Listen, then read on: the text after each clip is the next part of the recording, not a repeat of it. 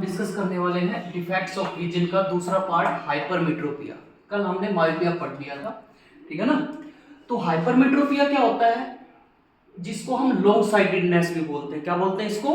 Long sightedness, ठीक है ना। इसमें person can see far objects only, केवल और केवल दूर के ऑब्जेक्ट तो आसानी से देख सकता है, लेकिन कहां के ऑब्जेक्ट नहीं देख सकता? नजदीक के ऑब्जेक्ट्स, ठीक है। मतलब जैसा कि कल मैंने बताया था कि अगर नॉर्मल पर्सन की हेल्दी आईज की बात करें तो उसकी जो रेंज होती है वो कितनी होती है? 25 सेंटीमीटर से लेके इंफिनिटी तक, ठीक है। तो आदमी है ना 25 सेंटीमीटर पे नहीं देख पाएगा। मतलब एक्चुअल में होता क्या है, उसका जो नियर पॉइंट होता है जो 25 सेंटीमीटर है वो शिफ्ट हो जाता है 25 से 26, 27, 28, 29, 30, 40, 50 कितना भी हो सकता है, डिपेंड करता है डिफेक्ट की क्वांटिटी, ठीक है। तो ये जो है ना नियर पॉइंट, ये थोड़ा सा दूर शिफ्ट हो जाता है। जैसे नॉर्मल आंख की बात करें हम लोग, तो नॉर्मल आंख में ये होता है कि ये जो हेल्दी आई है यहाँ पर ऑब्जेक्ट रखा हुआ है डी का वैल्यू कितना है? 25 सेंटीमीटर। 25 सेंटीमीटर पे ऑब्जेक्ट रखा है, यहां से ले जाएगी एग्जैक्टली कहां मीट करती है? रेटिना पे मीट करती है। लेकिन कई बार समस्या ऐसी हो जाती है कि आदमी का जो नियर पॉइंट है ना वो शिफ्ट हो जाता है कि ऑब्जेक्ट 25 सेंटीमीटर पे रखा होगा तो उसको दिखाई नहीं देगा, वो थोड़ा सा दूर शिफ्ट हो जाएगा। जैसे इस यहां पर बात करें कि ऑब्जेक्ट कहां रखा हुआ है? 25 सेंटीमीटर पे, तो 25 सेंटीमीटर या जिसको हम डी बोलते हैं, least distance of distinct vision. D क्या है? Least distance of distinct vision. तो यहां ऑब्जेक्ट जब रखा होगा तो यहां पर इमेज जो है ना वो रेटिना को क्रॉस कर जाएगी। एक्चुअली रेज जो है रेटिना को क्रॉस कर जाएगी। एक्चुअली क्रॉस भी नहीं कर सकती, हम लोग बोलते हैं कि इमेज जो बनेगी वो इतने एरिया में बनेगी, इतने एरिया में, पॉइंट में नहीं बनेगी। और इस एरिया में बनने की वजह से क्या होगा? इमेज है ना वो ब्लर बनेगी, धुंधली बनेगी और आप उसको देख नहीं पाओगे, ठीक है ना। तो ये जो है हाइपरमेट्रोपिक आई है। ये कौन सी आई है? हाइपरमेट्रोपिक आई, ठीक है ना। कारण क्या हुआ इसका वो देख लेते हैं कि decrease in size of eyeball. Eyeball का साइज जो कि पहले मान लो इतना था, अब थोड़ा सा छोटा हो गया। छोटा हो गया तो ये जो रेज है ये रेटिना को क्रॉस करके पीछे की तरफ चली जाएंगे, ठीक है ना। तो कारण क्या होता है? Decrease in size of eyeball. Eyeball का साइज डिक्रीज हो गया, या हो सकता है कि इंक्रीज इन फोकल लेंथ। इसकी जो फोकल लेंथ है लेंस की वो क्या हो गई है? इंक्रीज हो गई है।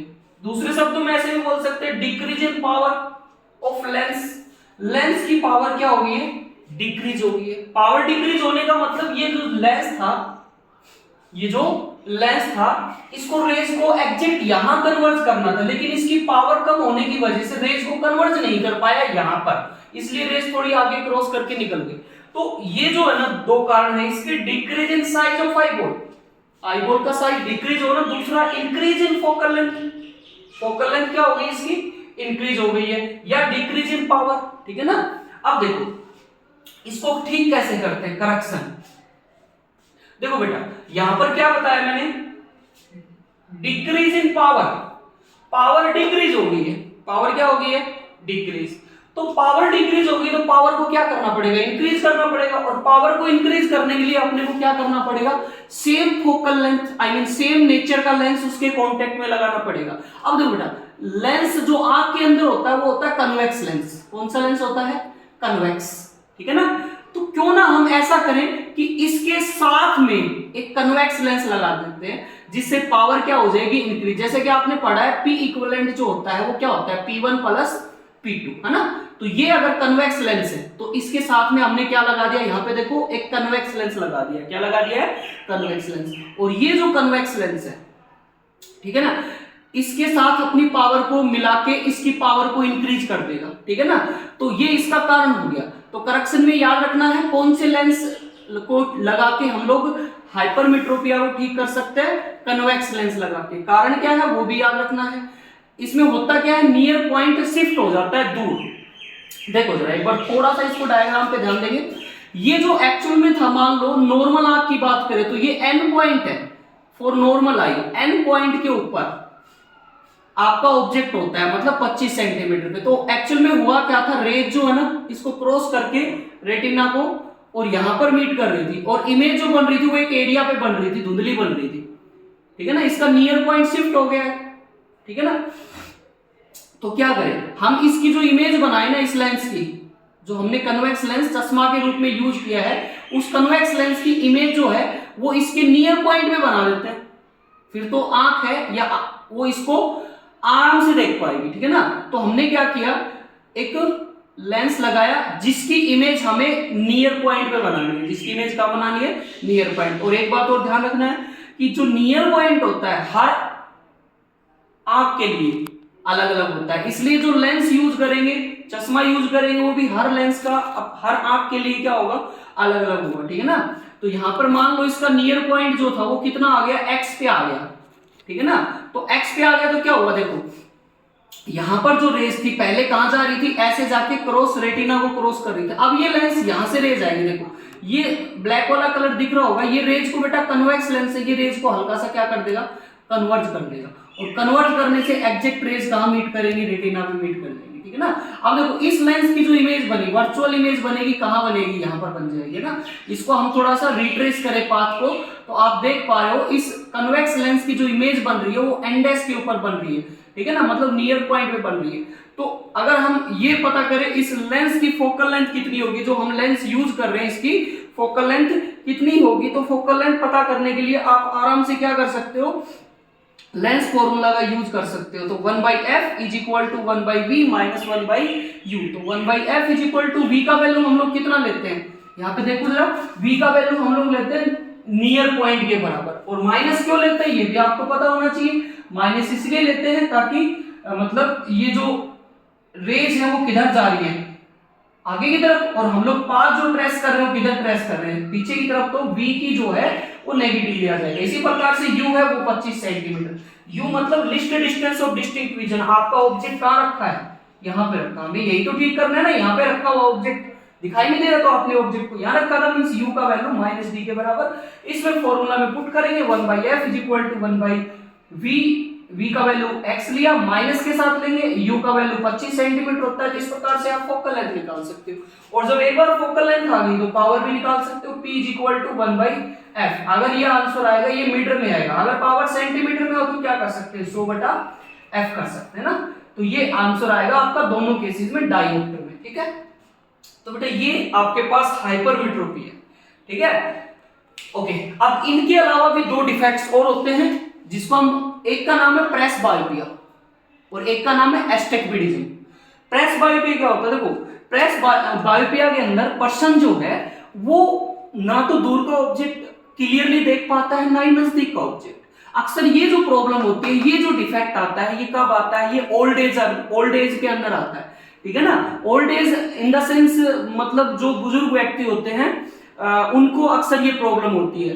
क्यों हो जाती है, क्योंकि सिलेरी मसल्स है वो अपना काम ठीक से अच्छे से नहीं करती। मतलब सिलेरी मसल्स का एक ही काम है भाई, लेंस के साइज को कम या ज्यादा करना। जैसे ये लेंस है तो सिलेरी मसल्स क्या करती है, लेंस के साइज को छोटा या बड़ा करती रहती है। अब सिलेरी मसल्स जो है ओल्ड एज के अंदर हो जाती है वीक, और ओल्ड एज के अंदर वीक हो गई है तो ये अपना काम प्रॉपरली नहीं करेंगे, और प्रॉपरली नहीं करेंगे तो क्या होगा, ना तो व्यक्ति है नजदीक का देख पाएगा, ना ही दूर का देख पाएगा। ये इसका कारण है। इसको ठीक कैसे करेंगे फिर, सर हम लोग बाईफोकल लेंस लगाएंगे। क्या लगाएंगे, बाईफोकल लेंस। मतलब बाईफोकल लेंस का मतलब होता है एक ऐसा मान लो ये ग्लास बनाया, लेंस बनाया, उसमें नीचे जो है हम लोग एक कन्वेक्स लेंस लगाएंगे और ऊपर जो है वो कनकेव लेंस होगा, ठीक है ना। ये पूरा लेंस है, जैसे ये चश्मा बनाया हमने, मान लो चश्मा बनाया, तो ये ऊपर जो होगा आपका कन्वेक्स लेंस होगा, और नीचे जो है वो क्या, नीचे जो होगा कन्वेक्स लेंस होगा, ऊपर जो होगा वो कनकेव लेंस होगा। तो याद रखना, प्रेस बायोपिया को ठीक करने के लिए हम लोग बाईफोकल लेंस लगाते हैं। अब एस्टिग्मेटिज्म दूसरी बीमारी क्या है, दूसरा डिफेक्ट क्या है, एस्टिग्मेटिज्म। एस्टिग्मेटिज्म जो है वो कैसे ठीक, पहले तो ये पता होना चाहिए एस्टिग्मेटिज्म होता क्या है, ठीक है। एस्टिग्मेटिज्म में जो व्यक्ति है, पर्सन है, वो हॉरिजॉन्टल और वर्टिकल लाइंस में फोकस नहीं कर पाता। मींस जैसे ये है, मान लो मैंने ये 3-4 लाइन ड्रॉ कर दी बेटा, ठीक है ना, ये है देखो,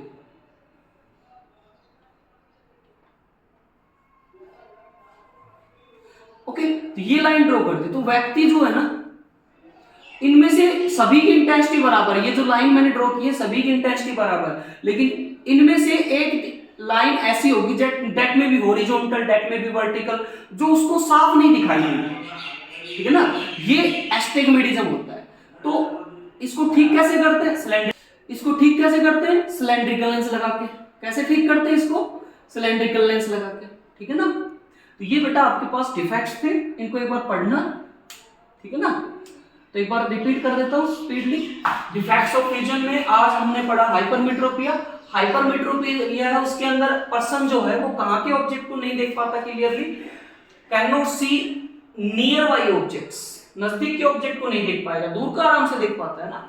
जैसे 25 सेंटीमीटर पे रखा हुआ है तो 25 सेंटीमीटर का नहीं दिखाई देगा उसको, 25, 26, 27 जैसा कि मैंने बताया था आपको, ठीक है ना।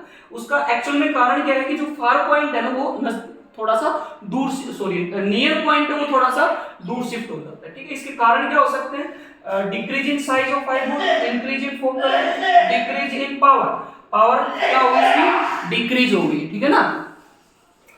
कैसे ठीक करते हैं इसको, अगर पावर डिक्रीज होगी तो पावर को इंक्रीज करो। पावर को कैसे इंक्रीज करेंगे, कन्वेक्स लेंस लगा के, क्या लगा के, कन्वेक्स लेंस लगा के, ठीक है ना। तो ये इसका डायग्राम है, एक बार देखना इसको। यू का वैल्यू हम लोग 25 सेंटीमीटर लेते हैं क्योंकि आपका ऑब्जेक्ट कहाँ रखा हुआ है, list distance of distinct vision पे, है ना। इमेज जो बन रही है, ठीक है, वो कहाँ बनेगी, आपके नियर पॉइंट पे। नियर पॉइंट जो है वो हर व्यक्ति का अलग अलग होता है, इसलिए चश्मा बनता है वो भी अलग अलग बनता है हर व्यक्ति का, ठीक है। तो यहाँ से लेंस फॉर्मूला की मदद से आप लोग इसको पढ़ सकते हो। आज के लिए बहुत है, thank you, have a nice day.